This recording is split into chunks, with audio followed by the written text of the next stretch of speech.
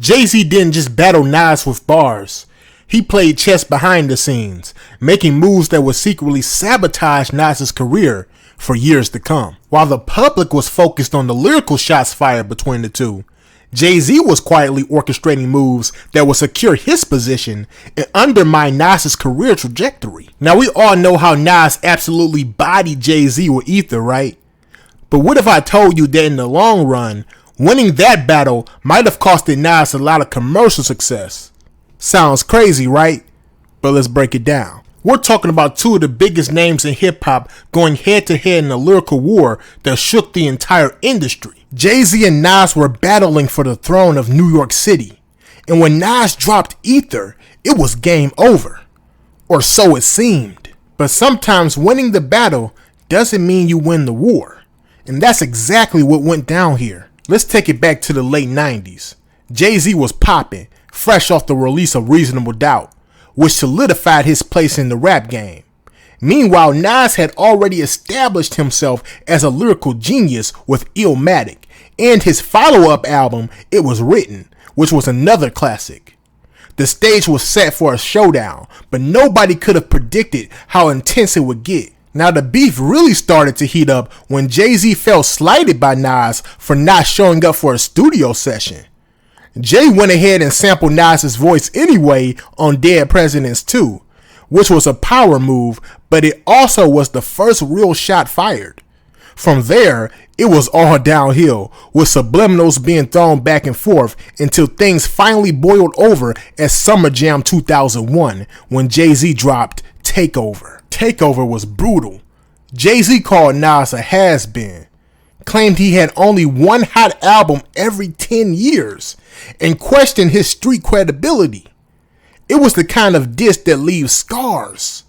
JayZ didn't just come for Nas, he went for the jugular, and for a minute, it seemed like Nas might be down for the count. But then Nas did what he does best.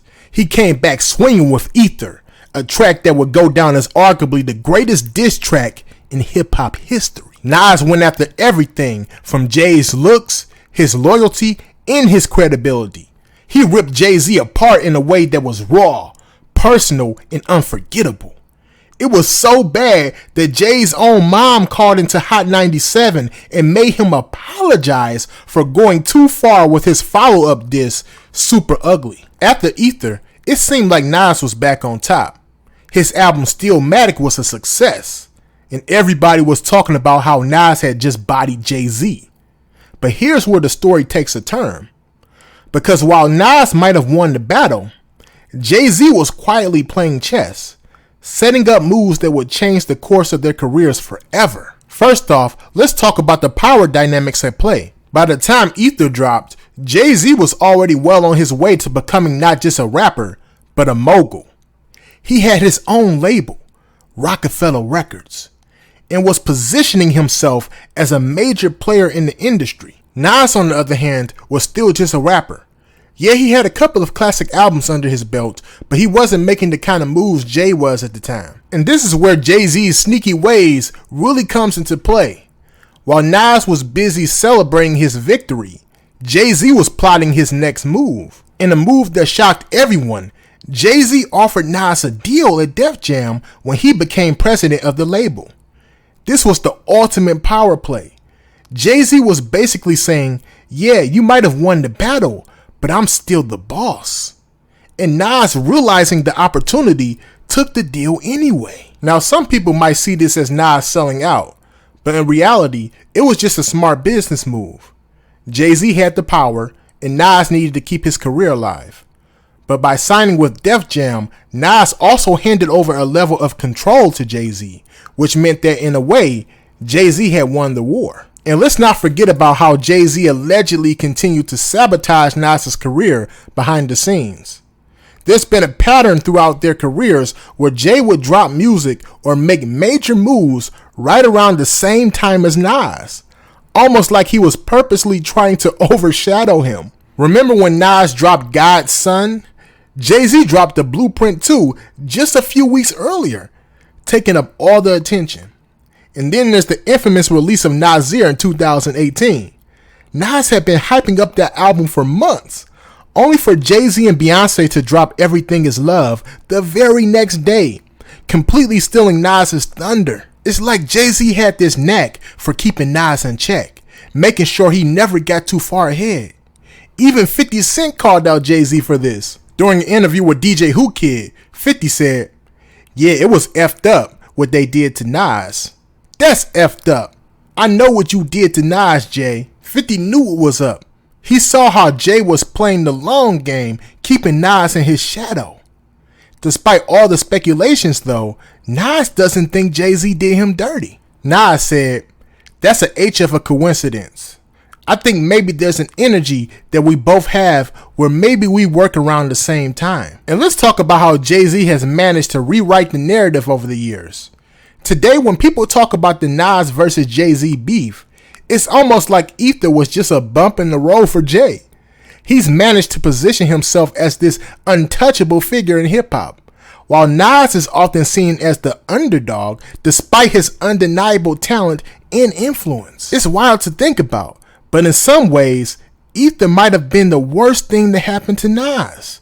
It gave him the win in the moment, but it also put a massive target on his back. JayZ didn't just take the loss, he learned from it, adapted, and ultimately came out on top. Nas, meanwhile, got caught up in the hype and didn't make the same power moves that Jay did. And this isn't just speculation, y'all. Even Nas himself admitted that he could have played things differently. He talked about how he regrets not building up his business ventures early on in his career and how he wishes he had been more strategic in the way he moved. Hindsight is 20/20, and Nas can see now how winning that battle might have costed him the war. But let's not get it twisted. Nas is still one of the greatest to ever do it.